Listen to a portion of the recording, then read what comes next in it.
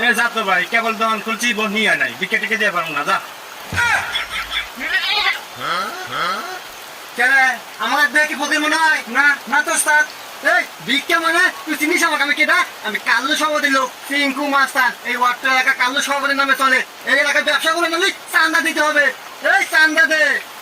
এ হুমন্দি এখন থেকে এলো রে। এ ভাই যা তো, এ বিকেল ব্যবসায় লাল বাতি জ্বলে গেছে, মাথা মুথা ঠিক নাই। কি মাথা মতো ঠিক নাই? এই এর কত বড় সাহস! ওর বলে মাথা ঠিক নাই।